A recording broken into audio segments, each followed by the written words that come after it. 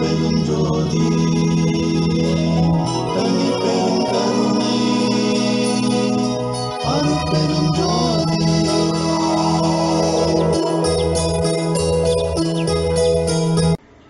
ஐயா திரு சேலம் குப்புசாமி ஐயா அவர்கள் ஆஸ்திரேலியாவில் சிட்னி மாநகரிலே ஏடிபிசிக்கு அளித்த பேட்டியினை அன்பர்கள் தொடர்ந்து கேட்கலாம்.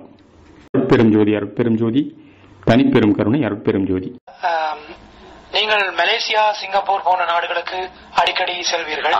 அங்கேயும் உங்களுடைய சன்மார்க்க சபை சார்ந்த குறிப்பாக வள்ளலார் குறித்த கருத்துக்களை அவர் எடுத்து சொல்லிய செய்திகளை கொடுத்து வருகின்றீர்கள். ஆஸ்திரேலிய மண்ணிலே தமிழருடைய வாழ்வியலை நீங்கள் இந்த குறுகிய காலத்திலே பார்க்கும் பொழுது எப்படி உங்களுக்கு தோன்றுகின்றது? மிகச் சிறப்பாக வாழ்ந்து கொண்டிருக்கின்றார்கள். உலகிலேயே தமிழர்கள் மிகவும் செழிப்பாகவும் அமைதியாகவும் வாழ்கின்ற பூமியாக நான் மலேசியாவை தான் கருதி கொண்டிருந்தேன்.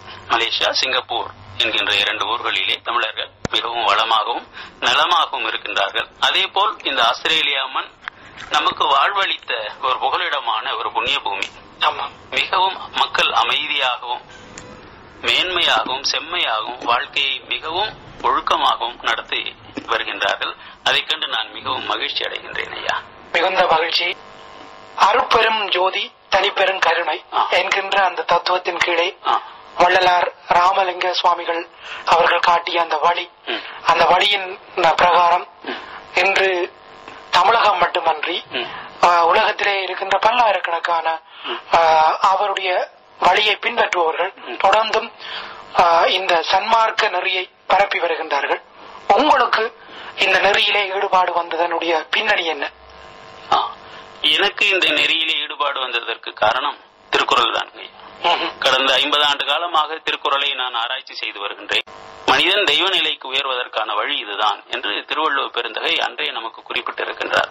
இதை விளக்கமாக ஒரு நூலாக நான் எழுதியிருக்கின்றேன். அதற்கு பிறகு ராமலிங்க சுவாமி ஒரு செய்தியை சொன்னார். தேவர் குறளில் முதல் அதிகாரத்திலே சகா கல்வியை பற்றி சொல்லப்பட்டிருக்கின்றது, தக்க ஆசானை வைத்து தெரிந்து கொள்க என்று ஒரு குறிப்பு கொடுக்கின்றார். நான் பல்வேறு அறிஞர்களையும் தமிழாசிரியர்களையும் சித்தர்களையும் கேட்டு பார்த்தேன், யாருக்கும் புரியவில்லை. பாம்பின் கால் பாம்பறியும் என்பதை போல் திருவள்ளுவர் வாளறிவு என்கின்ற ஒளி அறிவை, இறைவனுடைய அறிவை அடைந்தவர். அந்த நிலை 2000 ஆண்டுகளுக்கு பிறகு அடைந்த வள்ளல் பெருமான் அவருக்கு அந்த அறிவு தோன்றி இருக்கின்றது. ஆகவே அப்படி சொன்னார். ஆக திருவள்ளுவர் தான் என்னுடைய தொடக்கம். ஆனால் அந்த திருவள்ளுவர் இலக்கணம் என்றால் வள்ளலார் இலக்கியம். எப்படி வாழ வேண்டும் என்று திருவள்ளுவர் சொன்னாரோ அதனை தன்னுடைய வாழ்க்கையிலேயே நடந்து காட்டியவர்.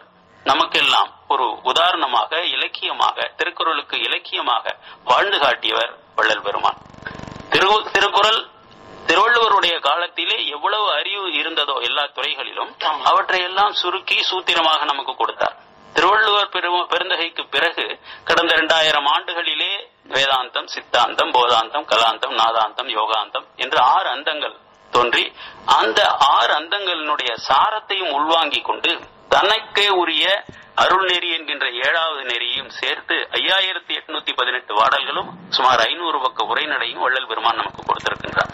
இந்த உலகத்தினுடைய மொத்த ஞானத்தையும் விஞ்ஞானத்தையும் இனி எதிர்காலத்தில் வரக்கூடிய விஞ்ஞானங்களையும் வள்ளல் பெருமான் கொடுத்திருக்கின்றார். என்னுடைய ஆய்விலே நான் கண்டறிந்தது சுமார் 20 விஞ்ஞான துறைகளில் இன்றைய விஞ்ஞானிகள் அடைய முடியாத பல செய்திகளை, கண்டுபிடிப்புகளை வள்ளல் பெருமான் அடைந்திருக்கின்றார்.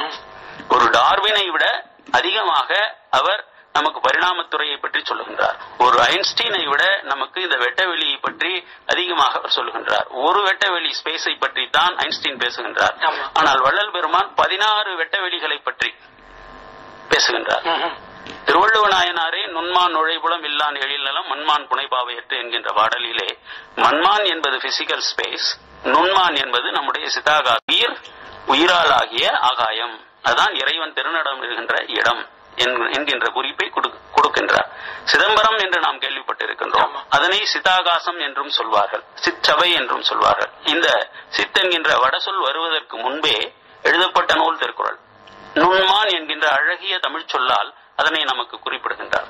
அதை பற்றியெல்லாம் என்னுடைய நூலிலே நான் விரிவாக எழுதியிருக்கின்றேன் ஐயா. அருமை.